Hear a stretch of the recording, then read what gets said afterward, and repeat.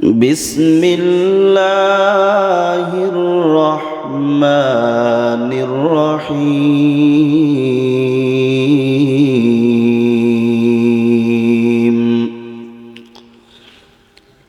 يرفع الله الذين آمنوا منكم والذين أوتوا العلم درجات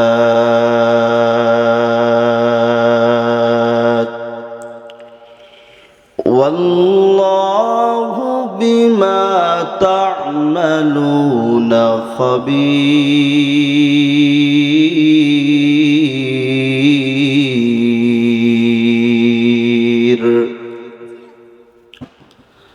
وقال رسول الله صلى الله عليه وسلم: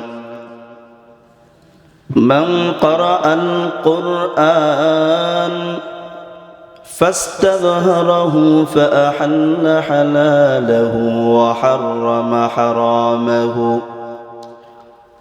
أدخله الله به الجنة وشفعه في 10 من أهل بيته كلهم قد وجبت له النار، أو كما قال النبي عليه الصلاة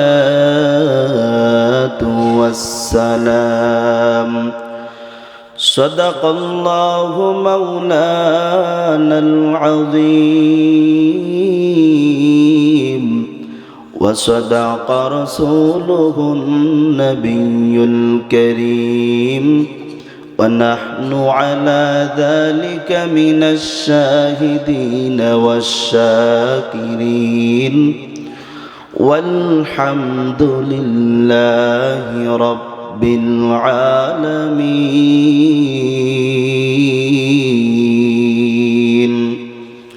وقال تعالى في شان حبيبه ومحبوبه ومعشوقه مخبرا وآمرا: إن الله وملائكته يصلون على النبي يا أيها الذين آمنوا صلوا عليه وسلموا تسليما. জবান খুলে মোহাব্বত নিয়ে দরুদ পড়ি। اللهم صل على روح محمد في الأرواح وعلى جسد محمد في الأجساد وعلى قبر محمد في القبور.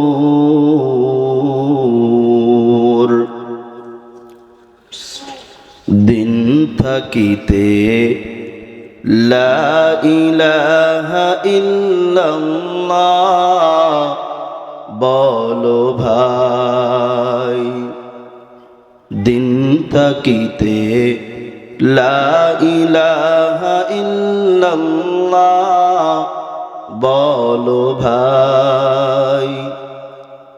দুনিয়াতে আখিরাতে, দুনিয়াতে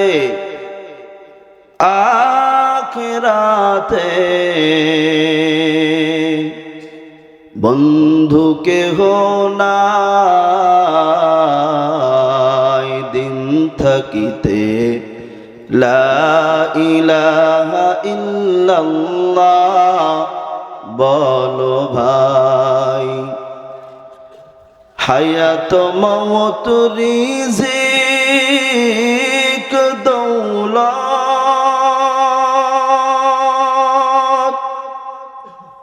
যার হাতে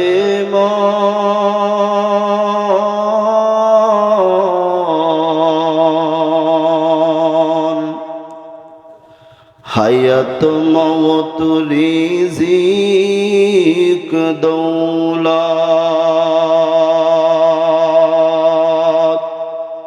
যার হাতে মন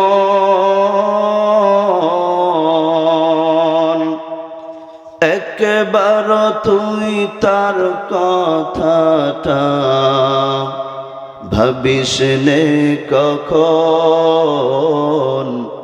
ভাবিস নে কখন আসবে যেদিন দুঃখের রাতে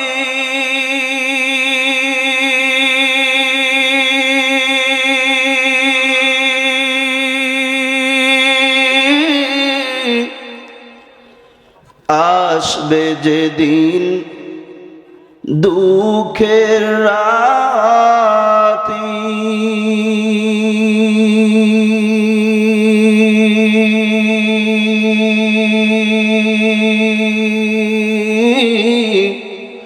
ওই নাম হবে সঙ্গের সাথী আসবে যেদিন দুঃখের রাতে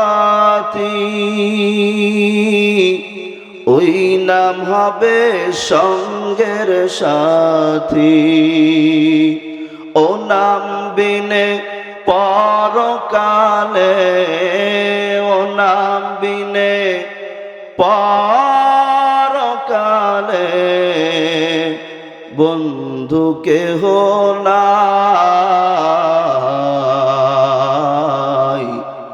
দিন থাকিতে লা ইলাহা ইল্লাল্লাহ বলো ভাই বলো লা ইলাহা ইল্লাল্লাহ লা ইলাহা ইল্লাল্লাহ লা ইলাহা ইল্লাল্লাহ লা ইলাহা ইল্লাল্লাহ লা ইলাহা ইল্লাল্লাহ লা ইলাহা ইল্লাল্লাহ জিকির করলে কলবের মধ্যে গুনার কারণে যেই মরিচাগুলো পড়ে গেছে জিকিরের দ্বারা এই মরিচাগুলো জংগুলো গুনাহগুলো ঝরে পড়ে যায় এবং আল্লাহর আওয়াজ যেখানে হয় সেখান থেকে শয়তান দূরভূত হয়। এজন্য একটু লা ইলাহা ইল্লাল্লাহ লা ইলাহা ইল্লাল্লাহ লা ইলাহা ইল্লাল্লাহ লা ইলাহা ইল্লাল্লাহ হাতে করো হাতের কাম পায়ে করো পায়ের কাম জবানে শুধু বলো হে মুমিন জবানে শুধু বলো হে মুমিন আল্লাহ তাআলার জাতি নাম লা ইলাহা ইল্লাল্লাহ লা ইলাহা ইল্লাল্লাহ লা ইলাহা ইল্লাল্লাহ মুহাম্মাদুর রাসূলুল্লাহ সাল্লাল্লাহু আলাইহি ওয়াসাল্লাম। আলহামদুলিল্লাহ আল্লাহ সুবহানাহু ওয়া তাআলার দরবারে অসংখ্য শুকরিয়া যে আল্লাহ পাক রব্বুল আলামিন আমাদেরকে জান্নাতের বাগান বেহেশতের বাগানে আসার মতো বসার মতো তৌফিক দান করেছেন। যে আল্লাহ আরো 10 জন মানুষের মধ্য থেকে নির্বাচন করে বাছাই করে আমাদেরকে এখানে নির্বাচন করেছেন, জান্নাতের বাগানের জন্য কবুল করেছেন, কোরআনের মাজলিসের জন্য কবুল করেছেন। আরো হাজারো মানুষ আছে, এই গ্রামে অনেক মানুষ আছে, তাদেরকে আল্লাহ কবুল করেন নাই বিধায় এখানে তারা আসতে পারেন নাই, ঠিক কিনা? আপনাদেরকে অবশ্যই আল্লাহ কবুল করেছেন।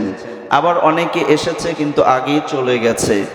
আল্লাহ তাআলা আপনাদেরকে ভালোবেসেছেন, মহাব্বত করেছেন, এজন্য একটু সময় কোরআনের নিসবতে, কোরআনের বৈঠকে, মাজলিসে বসার তৌফিক দান করেছেন।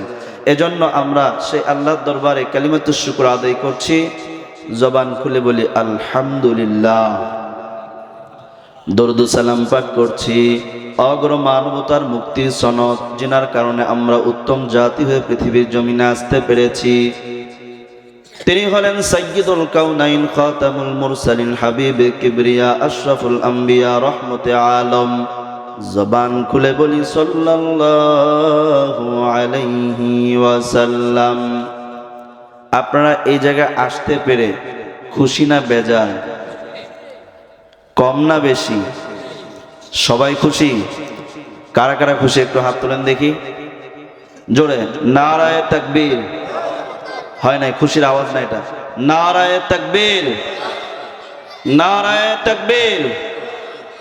আল কোরআনের আলো, আল হাদিসের আলো।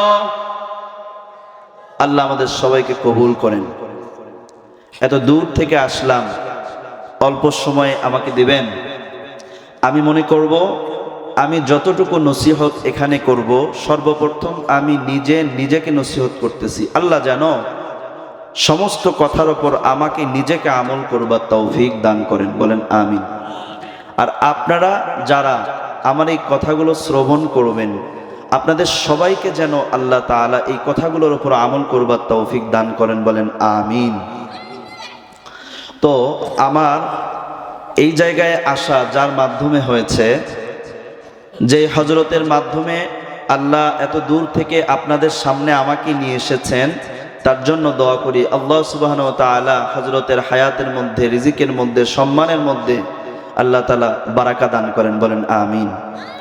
আর এই যেই মাদ্রাসার পক্ষ থেকে আজকের এই সুন্দর জান্নাতের বাগানের আয়োজন করা হয়েছে, আমরা দোয়া করি এই মাদ্রাসাকে আল্লাহ তাআলা দাওরা হাদিস পর্যন্ত কবুল করেন, বলেন আমিন।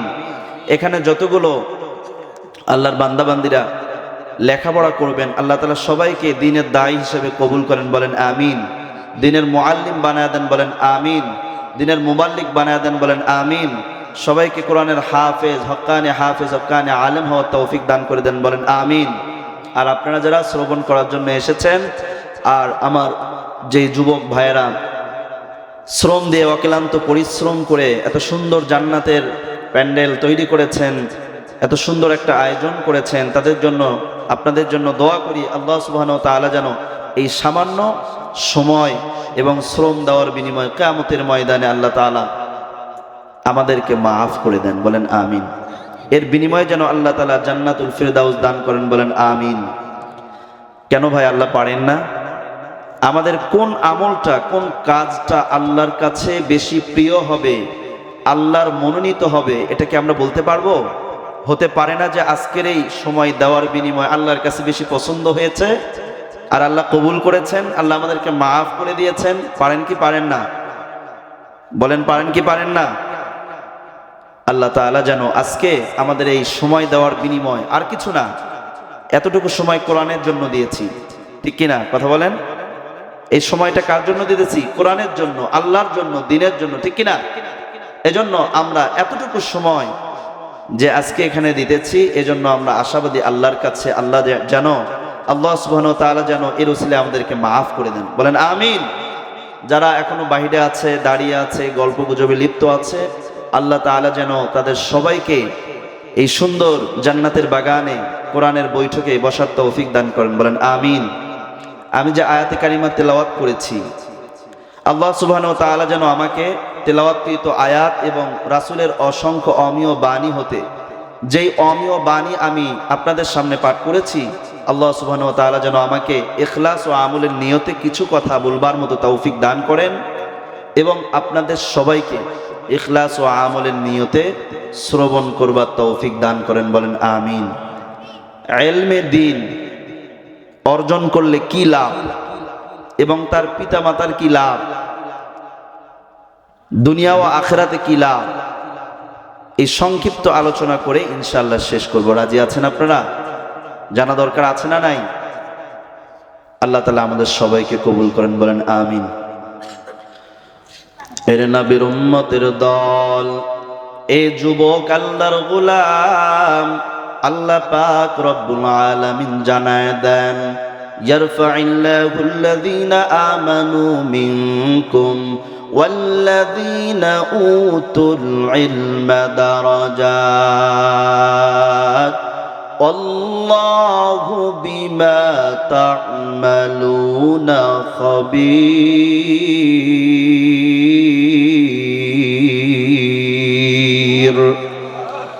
আমার আল্লাহ জানায় দেন, ও গোলাম শুনো, আল্লাহ পাক রব্বুল আলামিন কি বলেন। আল্লাহ পাক জানায় দেন, তোমাদের মধ্য হতে যারা ঈমান এনেছে এবং যাদেরকে ইলমে দ্বীন দান করা হয়েছে, আমি আল্লাহ তাদের মর্যাদা আমি আল্লাহ উঁচু করে দিব। আমার আল্লাহ জানাইতে চান, ও গোলাম শুনো, আমার আল্লাহ বললেন যে 1 নাম্বার তোমাদের মধ্য হতে যারা ঈমান এনেছে, 2 নাম্বার যাদেরকে ইলমে দ্বীন দান করা হয়েছে, কোরআন সুন্নাহের জ্ঞান দান করা হয়েছে, এই 2 শ্রেণীর মানুষের সম্মান আল্লাহ বাড়ায় দিবেন। আপনাদের কাছে আমি জানতে চাই, বলেন এক পার্শ্বে যদি বেঈমানদেরকে দাঁড় করায় দেওয়া হয়, অপর পার্শ্বে যদি ঈমানওয়ালাদেরকে দাঁড় করায় দেওয়া হয়, বলেন দুনিয়াতেও কাদের মর্যাদা বেশি? আওয়াজ করে বলেন। ঈমানওয়ালাদের, মুসলমানদের মর্যাদা কম না বেশি? জোরে বলতে হবে, কম না বেশি? আরো জোরে বলেন, কম না বেশি? এরপরে যাদেরকে ইলমে দ্বীন দান করা হয়েছে, মনে করেন আপনার গ্রামের একটা ছেলে, সে মাদ্রাসায় পড়ে কোরআনের হাফেজ হয়েছে। এই সন্তান যখন বাহির থেকে লেখাপড়া শেষ করে যখন এলাকার মধ্যে চলে আসলো, এই সন্তান যখন মসজিদে যায়, এই সন্তান যখন জুমার নামাজে মসজিদে যায়, ওই এলাকার সমস্ত মানুষেরা ডাক দিয়ে বলে, ও হাফেজের ছেলে দাঁড়াও, তুমি আজকে আমাদের ইমামতি পড়াই, তুমি আজকে আমাদের নামাজের ইমাম, তুমি আজকে আমাদের কোরআন থেকে কিছু শোনাও। বলে কি না বাবা? এই সন্তানটা যখন এই জুমা নামাজ ত্যাগ করে, জুমার নামাজ যখন শেষ হয়ে গেল, যখন বৎসরে ঈদের সময় চলে আসলো, ঈদগাহে যখন এই হাফেজে কোরআন সামনে চলে গেল, ওই ঈদগাহ মাঠের যত মুসল্লি, সমস্ত মুসল্লি ডাক দিয়ে বলে, ও হাফেজের সন্তান তুমি একটু দাঁড়ায় যাও, আজকে তুমি আমাদেরকে একটু কোরআনের বয়ান শোনাও, তুমি আজকে হাদিস থেকে আমাদেরকে একটু শোনাও, যাও যাও সবার সামনে দাঁড়িয়ে যাও। ঈদগাহ ময়দানেও সমস্ত মানুষেরা তাকে সম্মান দিয়ে সবার সামনে দাঁড় করে দেয় কিনা বাবা? চিল্লা বলতে হবে, দেয় কিনা? এলাকার মধ্যে, মসজিদের মধ্যে সবাই সম্মান, আবার যখন ঈদগাহে গেল সবাই সম্মান করে তারে দাঁড় করায় দিল।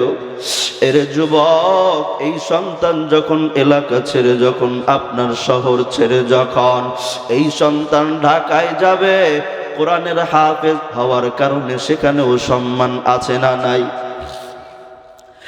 এ নবীর উম্মতির দল, এই সন্তান শুধু বাংলাদেশে নয়, এই সন্তান শুধু বাংলাদেশে নয়, এই সন্তান যখন আরবি দেশগুলোতে যাবে, সৌদি আরবে যাবে, যখন পাকিস্তানে যাবে, এই সন্তান যখন বিদেশে যায়, নামাজের মুসল্লায় সমস্ত মানুষেরা সম্মান করে ওই কোরআনের হাফেজকে সামনে দাঁড় করায় দেয় কিনা? একজন হাফেজ কোরআনের সম্মান, একজন আলেমে কোরআনের সম্মান শুধু বাংলাদেশ নয় রে বাবা, শুধু একটা দেশের মধ্যে নয়, যত দেশে যাবে প্রত্যেকটা দেশেই তাদের সম্মান আছে না নাই? হাফেজ তাকরিমের নাম আমরা সবাই শুনেছি না? শুনি নাই? আচ্ছা বলেন তো, ওকে শুধু কি বাংলাদেশেই সম্মান না অন্য অন্য দেশেও? সারা পৃথিবী থেকে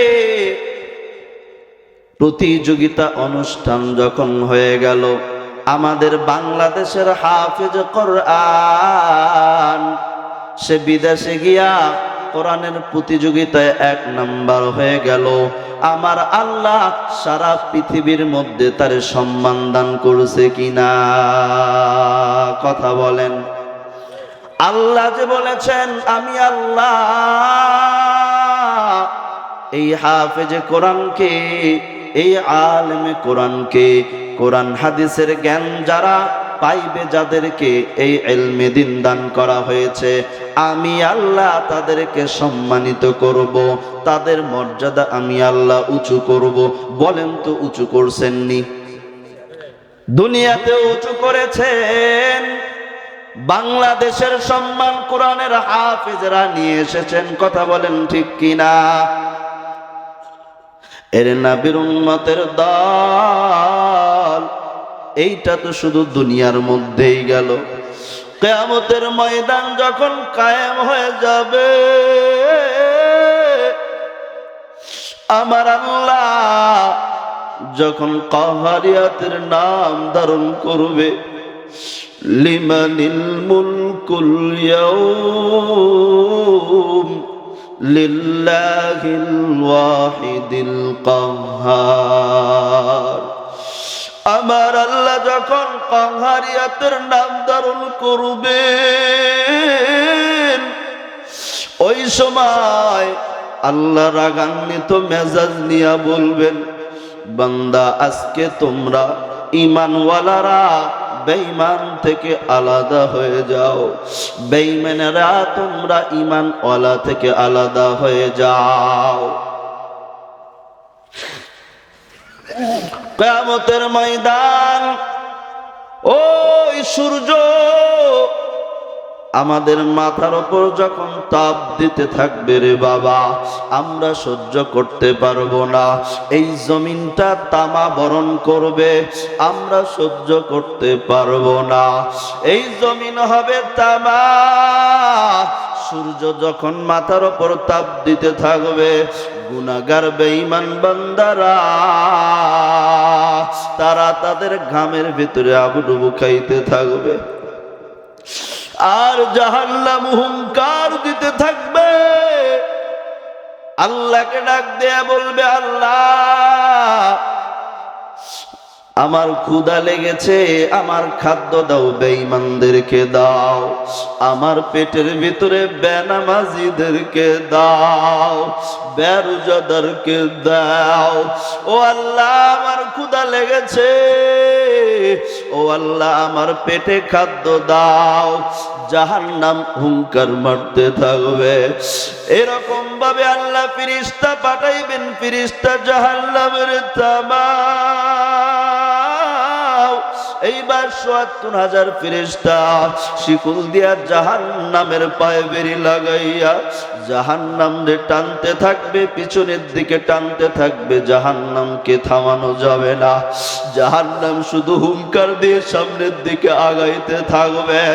এইবার জাহান্নামকে কোনোভাবেই থামানো যায় না। আমার মায়ার আল্লাহ কিছু পানি বের করিয়া আল্লাহ ফেরেশতার হাতে দিয়ে বলবেন, ও ফেরেশতা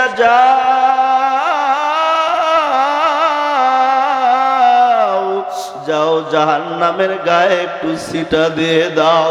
এবার ফেরেশতা যখন এই পানিটা জাহান্নামের গায়ে একটু ছিটা দেবে, সঙ্গে সঙ্গে জাহান্নাম নিস্তব্ধ হয়ে যাবে। জাহান্নাম পিছনের দিকে ছুটতে থাকবে, জাহান্নাম পিছনের দিকে যাইতে থাকবে। আর ফেরেশতারা ডাক দিয়ে কয়, আল্লাহ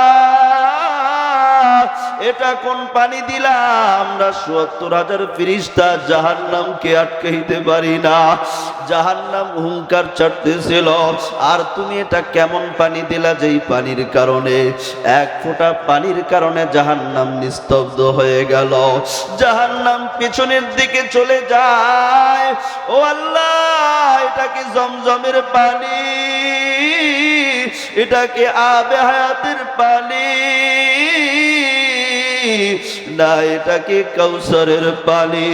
আল্লাহ ডাক দিয়ে বলবেন, ফেরেশতা, এটা তো জমজমের পানিও না, এটা তো আবে হায়াতের পানিও না, এটা তো কাউসারের পানিও না। এটা হলো দুনিয়ার মধ্যে আমার কিছু ঈমানওয়ালা বান্দারা আমি আল্লাহর ভয়ে, জাহান্নামের ভয়ে, কবরের ভয়ে আমি আল্লাহর জন্য চোখের পানি তারা ছেড়ে দিয়েছে। তারা চোখ থেকে পানি, সেই পানিগুলো আমি আল্লাহ হেফাজত করে রেখে দিয়েছি। ও ঈমানওয়ালা, আল্লাহর কাছে বেশি বেশি করে কাঁদবা, তাহাজ্জুদের নামাজ পড়ে আল্লাহর কাছে কাঁদবা। আল্লাহর কাছে বেশি বেশি কাঁদলে আমার আল্লাহ খুশি হয়ে যান। আল্লাহর কাছে চোখের পানি ছেড়ে যখন কাঁদবা, আল্লাহ রব্বুল আলামিন দোয়া কবুল করবেন। এরে বাবা, ৫ ওয়াক্ত নামাজ পড়বি, ৫ ওয়াক্ত নামাজ ছাড়া কেউ থাকবা না। কারণ বেনামাজি হয়ে যদি কবরে যাও, ওই দুই পাশের মাটিগুলো এমন ভাবে চাপ দেবে, দুই পাশের মাটির এমন চাপ, এক পাশের হাড়গুলো অপর পাশের ভিতরে ঢুকে যাবে।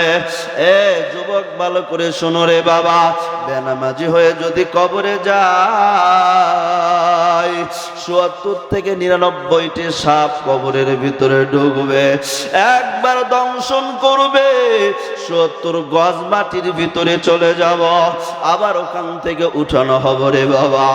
এরে বাবা, ভালো করে শুনো, ওই সাপ দংশন করবে আর বলবে, ও আল্লাহর নাফরমান বান্দা,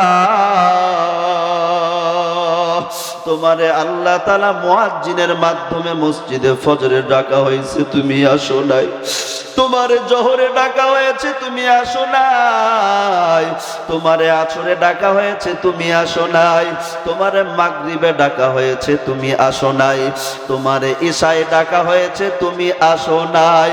তুমি আল্লাহর ডাকে সাড়া দাও নাই, তুমি আল্লাহর নাফরমান বান্দা। ও বান্দা, আজকে তুমি মজা চাখো, কেমন লাগে? এ বান্দা, কবরের আযাব কি সইতে পারবি রে বান্দা?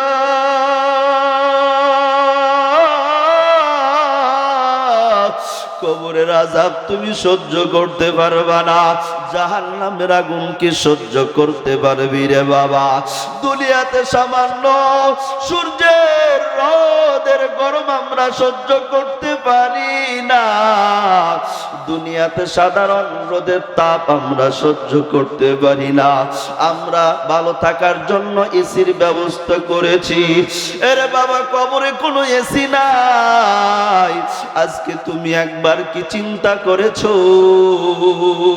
লক্ষ লক্ষ টাকা পয়সা রেখে বাবাজার কবরে চলে গেল, বাড়ি আছে, গাড়ি আছে, কোনো অভাব নাই। আজকে সব কিছু রেখে যখন আমার বাবাটা কবরে চলে যায়, ওই বাবা দুনিয়াতে কত সুন্দর, আমরা ল্যাপ খেতা দিয়ে শীতের ভিতরে আমরা শীতকে দূর করে দেই, কিন্তু তুমি তাকায় দেখো, বাঁশের জারের ভিতরে ওই মাটির বিছানায় বাবাটা তোমার শুয়ে রইছে। ওখানে কোনো খাট নাই, পালং নাই, ওখানে তো কোনো কম্বল নাই, ওখানে তো কোনো ল্যাপের ব্যবস্থা নাই রে বাবা। আজকে তুমি শীত তাড়ানোর জন্য কত দামি দামি দামি দামি পোশাক পরো, আজকে তুমি কত সুন্দরভাবে আরামের ঘুম ঘুমাও, অথচ তোমার বাবা ওই বাড়ির পাশে বাঁশের ঝাড়ের ভিতরে শুয়ে রয়েছে মাটিতে। এ বাবা, ওই কবরে আমাদেরকেও কিন্তু যেতে হবে, এজন্য আগে সামান জোগাড় করে নাও। কোরআনের ইলম যদি আমরা শিক্ষা অর্জন করতে পারি রে বাবা, আমি হাফেজ হইতে পারি নাই, আমি আলেম হতেও পারি নাই, তাহলে আমার সন্তানকে হাফেজ আলেম বানাই। পারবেন না বাবা? ও যুবক ভাই, পারবেন না? বাবারা পারবেন না কেউ? নিয়ত করেন, কারণ অনেকের তো সন্তান নাই। আল্লাহ তোমার সন্তান দান করেছেন, আল্লাহ পাক তোমার সন্তান দান করেছেন, এর কদর করবা। আল্লাহ চাইলে তো তোমার সন্তান না দিতেও পারতেন, ঠিক কিনা? তোমারে আল্লাহ সন্তান দান করেছেন, এইটা আল্লাহ পাকের পক্ষ থেকে একটা পরীক্ষা। এই সন্তান রে আদবওয়ালা বানাইতে হবে, এই সন্তান রে কোরআনওয়ালা বানাইতে হবে বাবা। এই সন্তান যদি আমার করে তাইকা কোরআনওয়ালা না হয়, এই সন্তান যদি আমার টাকা পয়সায় জিনা করে, ব্যভিচার করে, সুদ খায়, ঘুষ খায়, মনে রাখতে হবে এর একটা গুনাহের পার্সেন্টেজ আমার ঘাড়েও চলে আসবে, ঠিক কিনা? আসবে না?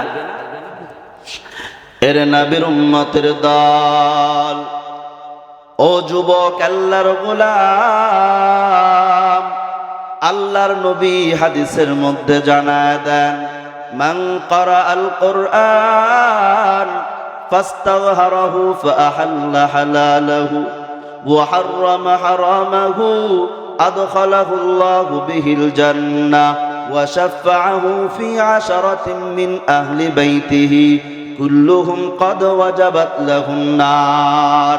যে ব্যক্তি কোরআন তেলাওয়াত করবে, পাঠ করবে, হালালকে হালাল জানবে, হারামকে হারাম জানবে, যেই বান্দা কোরআন তেলাওয়াত করবে, কোরআনকে আয়ত্ত করবে, কোরআনকে মুখস্থ করবে, হালালকে হালাল জানবে, হারামকে হারাম জানবে, ওই অনুযায়ী আমল করবে, আল্লাহ পাক রব্বুল আলামিন ওই বান্দারে আল্লাহর জান্নাতে প্রবেশ করাবে।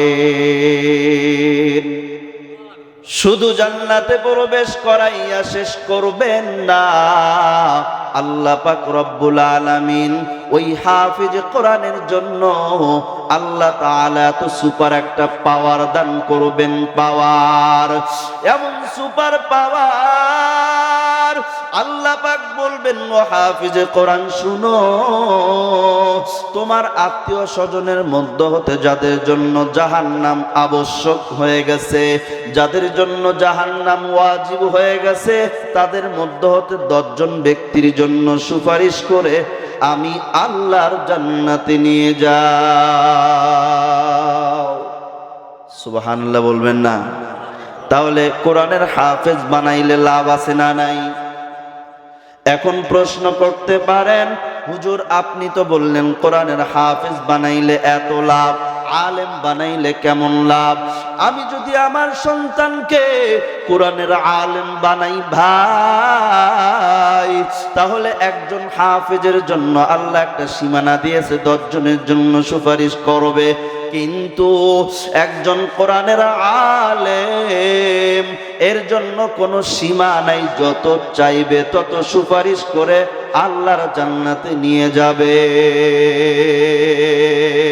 সুবহানাল্লাহ বলেন। আমরা জানলাম হাফেজ কোরআন বানালে কেমন লাভ, কোরআনের হাফেজ বানাইলে কেমন লাভ, কোরআনের আলেম বানাইলে কেমন লাভ। এখন আসেন, আপনার আমার যেই সন্তান হাফিজ কোরআন হইল, আপনার আমার সন্তান যেই সন্তান কোরআনের আলেম হইল, ওই সন্তানের মা বাবার জন্য আল্লাহ কেমন পুরস্কারের ব্যবস্থা করে দিয়েছেন।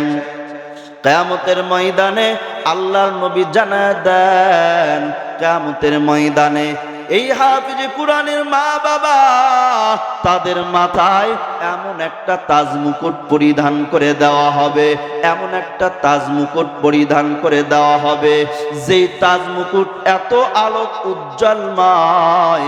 কেমন আলোক উজ্জ্বলময় ভাই, ভালো করে শুনো। ওই যে সূর্য দেখিনি আমরা, দেখছি না সূর্য, ওই সূর্যের কিন্তু 12টা মুখ আছে। এই 12টা মুখের ভিতরে 11 মুখটা আল্লাহ বন্ধ করে দিয়া একটা মুখ পৃথিবীর দিকে চালু রেখেছে, খোলা রেখেছে। সেই একটা মুখের আলোতে আমরা সারা পৃথিবীর মানুষ উপকৃত হয়। কিন্তু যদি একটা রুমের ভিতরে নিয়ে এসে 12টা মুখ খুলে দেওয়া হয়, কেমন আলোক উজ্জ্বলময় হইবে। বলে এর চাইতেও বেশি আলোক উজ্জ্বলময় তাজ মুকুট ওই হাফেজে কোরআনের মা বাবার মাথায় পরিধান করে দেওয়া হবে। সুবহানাল্লাহ বলবেন না? আরো জোরে বলতে হবে সুবহানাল্লাহ। আল্লাহ পাক আমাদের সকলের সন্তানদেরকে কোরআনের হাফেজ হওয়ার তৌফিক দান করেন, বলেন আমিন। কোরআনের আলেম হওয়ার তৌফিক দান করেন, বলেন আমিন। শেষ করে দেব না আরো সামনে চলবো? এই কোরআনের হাফেজ হইতে গিয়ে অনেক কষ্টের প্রয়োজন আছে না নাই? বলেন আছে না নাই? কষ্ট ছাড়া কখনো কোরআনের হাফেজ হওয়া সম্ভব? কষ্ট করতে হবে বাবা। এই কোরআন অবতীর্ণ হওয়ার প্রথম প্রেক্ষাপট, আল্লাহর নবী যখন বেশি বেশি হীরা গুহার ভিতরে ইবাদত বন্দেগী করতেন। আমার মায়ার নবী হীরা গুহার ভিতরে একা একা একা একা ইবাদত বন্দেগী বেশি বেশি করতেন। সঙ্গে করে কিছু খাদ্য নিয়ে যাইতেন, শেষ হয়ে যাইত। আমার মায়ার নবীর বিবি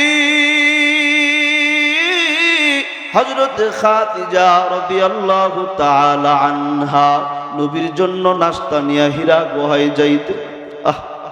হাজী সাহেবরা যায় হজ করার জন্য, কিন্তু তারা এত বড় উঁচু পাহাড় দেখে আর সাহস পায় না অনেকেই ওঠার জন্য। কিন্তু আমার নবীর প্রিয় বিবি খাদিজা রাদিয়াল্লাহু তাআলা আনহা কত মায়ার ছিলেন, নবীকে আমার কত ভালোবেসেছিলেন।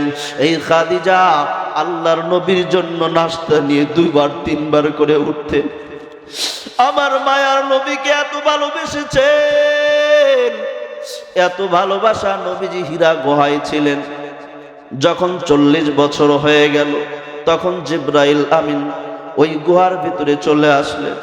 এসে নবীজিকে সালাম জানায়। নবীজিকে সালাম জানানোর পর ডাক দিয়ে কই, নবী আমার ইকরা, পড়ুন, বলুন। আমার মায়ার নবী ডাক দিয়ে কয়, মায়ার নবী ডাক দিয়ে কয়, আমি তো পড়তে জানি না। এইবার জিবরাইল এবার নবীজিকে বুকের সঙ্গে লাগাইয়া এমন জোরে একটা চাপ দিয়েছে, চাপ। নবীজি বলেন, মনে হয় যে আমার প্রাণটা বের হয়ে যাওয়ার উপক্রম হয়ে গেল। এবার ছেড়ে দিয়ে জিবরাইল আমিন ডাক দিয়ে কয়, নবী আপনি বলুন, ইকরা, পড়ুন। নবীজি বলেন, আমি তো পড়তে জানি না। দ্বিতীয়বার এরকম ভাবে জিবরাইল আমিন বুকের সঙ্গে জড়াইয়া এমন জোরে একটা চাপ দিয়েছেন, চাপ। আল্লাহর নবী ডাক দিয়ে কয়, মনে হয় যেন আমার প্রাণটা বের হয়ে যাওয়ার উপক্রম হয়ে গেল। এবার ছেড়ে দিয়ে জিবরাইল আমিন ডাক দিয়ে কয়, নবী আপনি পড়ুন, ইকরা। নবী বলেন, আমি পড়তে জানি না। এরকম ভাবে 3বার। তৃতীয়বারের পর নবীজি ডাক দিয়ে বলে, ও ভাই জিবরাইল বলুন আমি কি পড়ব। এবার জিবরাইল ডাক দিয়ে বলেন, ইকরা বিসমি রাব্বিকাল্লাযী খালাক। পড়ুন আপনার রবের নামে। কার নামে? যিনি সৃষ্টি করেছেন। সুবহানাল্লাহ বলেন। আরো জোরে বলতে হবে সুবহানাল্লাহ। কার নামে পড়তে হবে বলুন? রবের নামে, আল্লাহর নামে। তার মানে বোঝা গেল যেখানে রবের নামের পড়া আছে ওই জায়গায় আমাদের পড়তে হবে, আমাদের সন্তানদেরকেও পড়াইতে হবে। কথা কোন ঠিক কিনা? যেই জায়গায় আমার রবের নামের পড়া নাই ওই জায়গায় কিন্তু আমারকেও পড়া যাবে না, আমার সন্তানদেরকেও পড়ানো যাবে না। কারণ আল্লাহর কোরআন থেকে জানা যায় যেই জায়গায় রবের নামের পড়া আছে ওই জায়গায় আমাদেরকে পড়তে হবে। কথা কন ঠিক কিনা? আচ্ছা বলুন তো, এই মাদ্রাসায় কার নামের পড়া হয়? আল্লাহর নামের পড়া হয়, ঠিক কিনা? আপনার আমার সন্তান যদি স্কুলে যায়, স্কুলে গেলে তারা পড়বে সরেও, সরেওতে অজগর, সরায়া, সরায়াতে আপা। এই ছোট্ট সন্তান, এই শিশু সন্তান যখন ওই অজগরের শিক্ষা ছোটবেলায় পাইছে, এই ছোট্ট সন্তানটা মাকে ডাক দিয়ে বলে, মা অজগর কারে বলে? মা ডাক দিয়ে বলে, অজগর একটা সাপের নাম, যারে পায় তারই দংশন করে। এই ছোট্ট সন্তান ছোটবেলায় যখন অজগরের শিক্ষাটা পাইল, যখন বড় হয়ে যাবে রাস্তা রাস্তায় ডাকাতি করবে। কথা কন ঠিক কিনা? কারণ ওর মেজাজের ভিতরে ওই রাগটা ঢুকায়া দেওয়া হয়, মিথ্যা শিখানো হয়। আবার কেউ কেউ কবিতাও বলে, হাট্টিমা টিম টিম তারা মাঠে পারে ডিম, তাদের খাড়া দুটো। এটা কি সত্য? সিংওয়ালা জানোয়ার কি ডিম পারে? আপনারা দেখছেন? আমাদের ওদিকে পারে না বাবা, আপনাদের এদিকে পারে। হ্যাঁ, এরকম ভাবে এই ছোট্ট সন্তানকে যখন মিথ্যা কথাগুলো শেখানো হয়, এই সন্তানটা যখন বড় হবে তখন কি সত্য কথা বলবে? সব বলে মিথ্যা। আর এখন মিথ্যার প্রচলন এত বেড়ে গেছে, এত বেড়ে গেছে, মিথ্যার প্রচলন এত বেড়ে গেছে, মানুষ আজকে দেখে যে মিথ্যা বলে ওকে বড় চালাক ভাবে। কথা কন ঠিক কিনা? মনে করে যে মিথ্যা বেশি বলে ও বড় চালাক, কিন্তু যে মিথ্যা বলতে পারে না ওকে বোকা ভাবে। ঠিক কিনা? কিন্তু আসলে কি তাই? তা না। এই সন্তানকে যখন আমি এই মাদ্রাসায় ভর্তি করে দিব বাবা, এই সন্তান মাদ্রাসায় এসে বলবে শরিয়তে ওযু, শরিয়তে আল্লাহ। ওযু আর আল্লাহর শিক্ষা ছোট্টবেলায় যখন পাবে বাবা, এই সন্তানটা কোরআনের শিক্ষা যখন পাবে, এই ছোট্ট সন্তান, আপনারা ইতিপূর্বে দেখেছেন ছোট্ট ছোট্ট সন্তানগুলো তারা কত সুন্দর প্রদর্শনী দেখা দিয়েছেন। দেখেন, ডানে তাকান আর বামে তাকান, দুই পাশে কত সুন্দর হাতের লেখা। এত সুন্দর করে মাদ্রাসাগুলোতে আপনার সন্তানকে আমানত রক্ষা করে তাদেরকে শিক্ষা দান করা হয়, তাদেরকে পাঠদান করা হয়। বাবা, এই মাদ্রাসাগুলোতে যখন কোরআন শিখবে, এই সন্তানগুলো যখন বড় হবে, আপনাকে বলি নাই আপনার সন্তান শুধু মাদ্রাসায় পড়াবেন না, আপনি চাইলে আপনার সন্তানকে কোরআন পড়াবেন, এরপরে আপনি আপনার সন্তানকে ডাক্তার বানাইতে পারবেন, কোনো সমস্যা নাই। আপনার সন্তানকে আপনি ওসি বানাইতে পারবেন, কোনো সমস্যা নাই। আপনার সন্তানকে আপনি ডিসি বানাইতে পারবেন, কোনো সমস্যা। কথা বলেন। তবে হ্যাঁ, উপকার এই কোরআনের শিক্ষা যখন পাবে, এই কোরআনের শিক্ষা নিয়ে যখন ওসি হবে, থানার মধ্যে বড় একজন স্যার হবে, তখন কিন্তু সে ঘুষ খাবে না, তার হৃদয়ে আঘাত আনবে। কথা কন ঠিক কিনা? এই সন্তান ছোট্টবেলায় যখন কোরআনের শিক্ষা পাবে ভাই, ওই সন্তান যখন আদালতে জজ হবে, ওই সন্তান কিন্তু মিথ্যা মামলায় রায় দিতে পারবে না। কথা কন ঠিক কিনা? এই সন্তানের অন্তরে আল্লাহর প্রদত্ত একটা ভয় কাজ করবে রে বাবা। এ বাবা, এই জন্য প্রথম সন্তানরে কোরআনের শিক্ষা দাও, এরপরে তুমি ডাক্তার বানাও, কোনো সমস্যা নাই, এরপরে তুমি ওসি বানাও, কোনো সমস্যা নাই। এ যুবক ভাই, তোমার দুটা পা যদি আমার সামনে আগায় দাও রে বাবা, আমি তোমার দুটা পা ধরে বলবো, যুবক কোরআন শিখবা, নামাজ পড়বা, দাড়ি কাটবা না। এ যুবক, তোমার আমার মতো কত যুবক দাড়িওয়ালা, 5 ওয়াক্ত নামাজি, অভাব নাই, ঠিক কিনা? এরে যুবক, তোমার আমার মতো কত যুবক শ্রমিক দাড়িওয়ালা, 5 ওয়াক্ত নামাজি, অভাব নাই। তোমার আমার মতো কত যুবক ব্যবসায়িক দাড়িওয়ালা, 5 ওয়াক্ত নামাজি, অভাব নাই। তোমার আমার মতো কত যুবক পুলিশ, আর্মি, র্যাব, বিডিআর, দাড়িওয়ালা, 5 ওয়াক্ত নামাজি অভাব নাই। তুমি আমি কেন পারলাম না? নবীর সুন্নাতটা কেন রাখতে পারলাম না?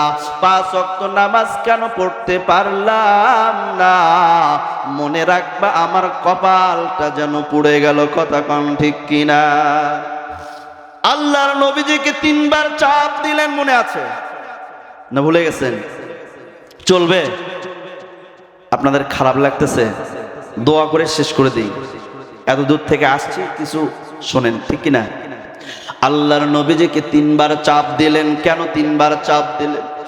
আমার আল্লাহ যেন ইশারা করে দেন, আয় নবী আপনি জানেন, প্রথমবার চাপ দেওয়া হয়েছে, এর মানে হলো ইশারা এই দিকে, আয় নবী আপনাকে মারার জন্য কাফের বেঈমানেরা আপনার ঘর চতুর্দিক দিয়ে ঘেরাও করবে। ওই সময় আপনার প্রিয় কাবা শরীফ, কাবা ঘরকে ছেড়ে হিজরত করে মক্কা থেকে মদিনায় যেতে হবে। আয় নবী দ্বিতীয়বার চাপ দেওয়ার উদ্দেশ্য এইটা, শিয়াবে আবু তালিব সেখানে 3 বছরের জন্য নবীজিকে বন্দী করে রাখা হয়েছে। এর নবীর উম্মতের দল শিয়াবে আবু তালিবে, আবু জেহেল, এরকম বড় বড় কাফের বেঈমানেরা যখন দেখলো ইসলামকে আটকান যায় না, নবী মুহাম্মদকে আটকান যায় না, ইসলামের দিন দিন উন্নতি হয়, তারাক্কি হয়, মানুষেরা ইসলামের দিকে ভেরে মানুষেরা মুসলমান হয়, নবীর কথা শুনে মুসলমান হয়, আল্লাহর কোরআনের তেলাওয়াত শুনে মুসলমান হয়। এজন্য আবু জেহেল সহ যত কাফির, এই কাফের গোষ্ঠীরা ভাবলো মুহাম্মদ সহ তার অনুসারীদেরকে শিয়াবে আবু তালিব ওই পাহাড়ের মধ্যে আমরা বন্দী করে রাখবো, আমাদের সঙ্গে খানা পিনা সবকিছু বন্ধ, বিবাহ শাদী সবকিছু বন্ধ, রাস্তাঘাট সবকিছু বন্ধ, বাজার করা বন্ধ করে দেওয়া হলো। 3 বছর পর্যন্ত নবীজি ওই জায়গায় শিয়াবে আবু তালিবে বন্দী হয়ে থাকলেন। কত কষ্ট, কত কষ্ট, কত কষ্ট নবী করেছেন জানেননি? ওই জায়গায় নিজেদের সঙ্গে যতটুকু খাবার নিয়ে যাওয়া হয়েছিল, ওই জায়গায় কিন্তু যদিও আবু তালিব নবীর চাচা ইসলাম গ্রহণ করে নাই, তারপরও নবীর সঙ্গে শিয়াবে আবু তালিবের সঙ্গে ওখানে ছিলেন। শিয়াবে আবু তালিব ওই জায়গায় নবীর সঙ্গে, আবু তালিব তিনিও ছিলেন, এবং যারা কাফের বেঈমান কিন্তু নবীজিকে ভালোবাসতো তারা পর্যন্ত নবীর সঙ্গে ওই জায়গায় ছিল। এবার নিজের সঙ্গে যেগুলো খাবার, ওই খাদ্যগুলো সব শেষ হয়ে যায়। এবার নবী সহ যতগুলো সঙ্গী ছিলেন সবাই গাছের এবং ঘাসের শিকড়গুলো খেয়ে খেয়ে জীবন ধারণ করেছে, গাছের পাতাগুলো খেয়ে খেয়ে জীবন ধারণ করেছে। আর রাতের বেলা ক্ষুধার তাড়নায় কান্নার আওয়াজ,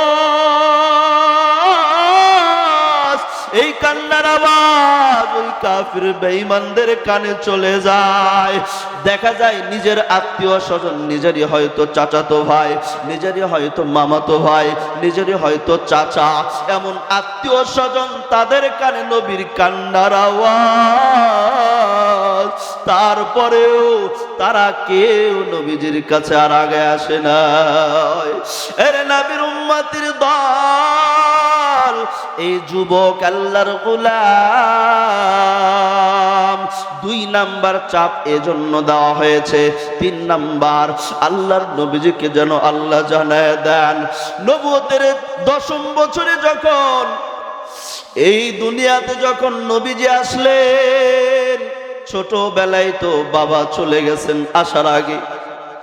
নবীজি যখন দুনিয়ার জমিনে আসলেন, আসার পর মা 4 বছর অথবা 6 বছরে চলে গেলেন। এবার নবীজি লালন পালন হয়েছেন কার কাছে? দাদা আব্দুল মুত্তালিবের কাছে। এরকম ভাবে আব্দুল মুত্তালিব 8 বছর 2 মাস 10 দিন যখন হয়ে যায়, আব্দুল মুত্তালিব ইন্তেকাল হয়ে যায়। এবার নবীজি আবু তালিবের নিকটে থাকা শুরু করলেন। এরকম ভাবে নবুয়তের 10ম বছর যখন হয়ে যায়, এইবার 10ম বছর যখন এসে যায়, এবার আবু তালিবেরও ইন্তেকাল হয়ে যায়। 3 দিন পর বিবি খাদিজারও ইন্তেকাল হয়ে যায়। এইবার এ পর্যন্ত কাফির বেঈমানেরা যত কষ্ট দিয়েছে আমার নবীকে, আবু তালেব সবগুলো ঠেকাইছে। যদিও ঈমান আনে নাই, কিন্তু নবীর সহযোগিতা সব সময় করেছে। এইবার যখন আবু তালেবও চলে গেল, এবার বিবি খাদিজা কেমন বিবি ছিলেন জানেননি? আল্লাহর নবীর উপর যখন ওই যে ওহী অবতীর্ণ হয়, ওই অবতীর্ণ হওয়ার পর নবীজি যখন বাড়িতে চলে আসলেন, নবীজি যেন কাঁদতেছেন, ভয়ে কাঁদতেছেন। বিবিরে ডাক দিয়ে বলে, বিবি তুমি আমারে কম্বল দিয়ে দাও। এইবার কম্বল মুড়ি দিয়ে শুয়ে পড়েন আমার নবী, আমার মায়ার নবী। বিবি ডাক দিয়ে কয়, নবী আমার কি হয়েছে, কেন আপনি ভয় পান? এবার আল্লাহ তাআলার আদেশটা শুনিয়া দেয়। এমনিতেই তো ওইদিকে আবু জাহাল আমার শত্রু, ইসলামের শত্রু বেঈমানেরা, কাফেরেরা। আমার নবীজি বিবি খাদিজাকে সব ঘটনা যখন খুলে বললেন, হযরত খাদিজাতুল কুবরা রাদিয়াল্লাহু তাআলা আনহা নবীজিকে ডাক দিয়ে বলে, আমার প্রাণের নবী আমার, আমি হাত বাড়া দিলাম, কেউ যদি কালিমা না পড়ে সর্বপ্রথম আমাকে আপনি কালিমা পড়ে মুসলমান বানায় নেন। কিয়ামতের ময়দানে যেন আমি বলতে পারি, আল্লাহ ও দয়ার মালিক, সর্বপ্রথম কালেমা পড়নেওয়ালা, সর্বপ্রথম আপনার নবীর ধর্মটা গ্রহণ করনেওয়ালা দুনিয়ার কোন পুরুষ না, সেটা ছিলাম মহিলা আমি।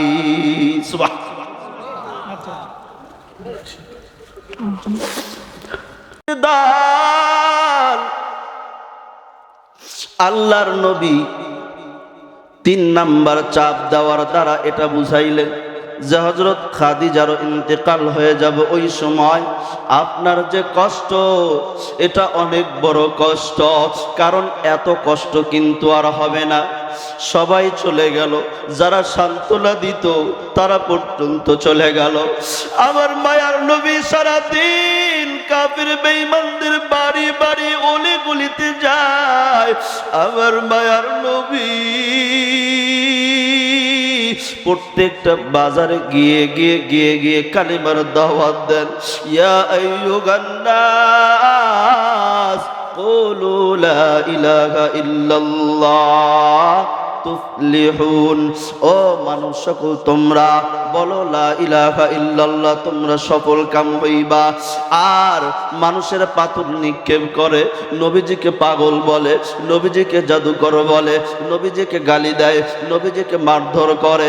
নবীজি রক্তাক্ত হয়ে যখন বাড়িতে ফিরে আসে, আমার বিবি খাদিজা তিনি তো আমি নবীকে বেশি সান্ত্বনা দিয়েছে, আজকে তিনিও চলে গেলেন, আর সান্ত্বনা দেওয়ার মতো কেউ থাকলো না। এজন্য নবীজিকে 3 নাম্বার চাপ দিয়ে এদিকে ইশারা করে দেওয়া হয়েছে।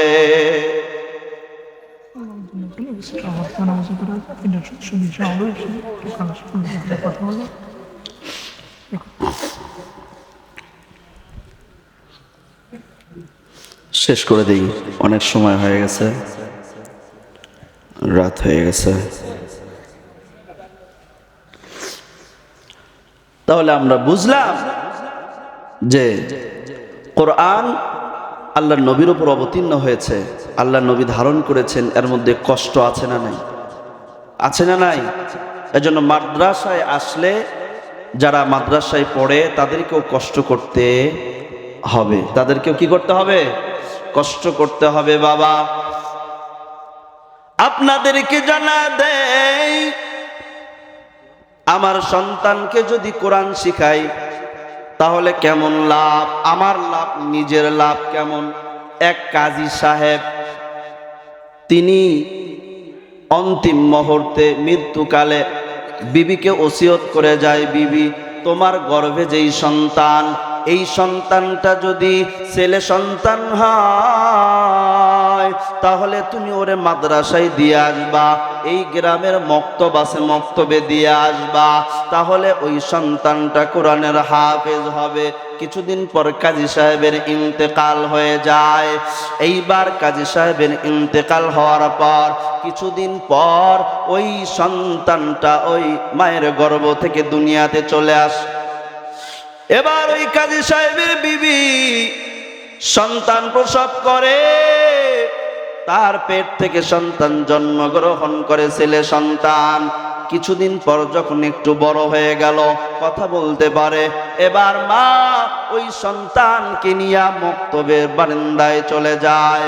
ডাক দিয়ে বলে, হুজুর, এই সন্তানের বাবা ওসিয়ত করে গিয়েছিল, আমার যদি ছেলে সন্তান হয় তারে তুমি মক্তবে নিয়া হুজুরের কাছে ভর্তি করায়া দিবা, হুজুর যেন তারে কোরআনের হাফেজ আলেম বানায় দেয়।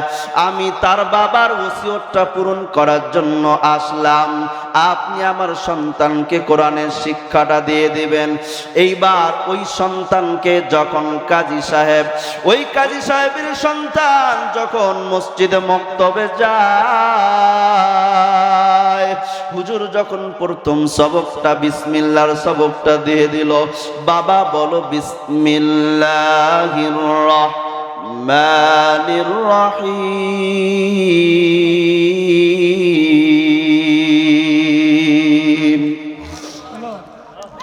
প্রথমে যখন বিসমিল্লাহর সবক দেয়,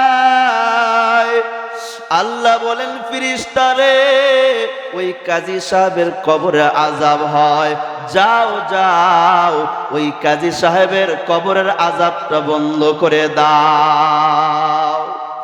ফেরেশতা ডাক দিয়ে কই, আল্লাহ ওই কাজী সাহেব তো একটা খারাপ বান্দা, বদকার ছিল, তার কবরে তো আযাব হয়।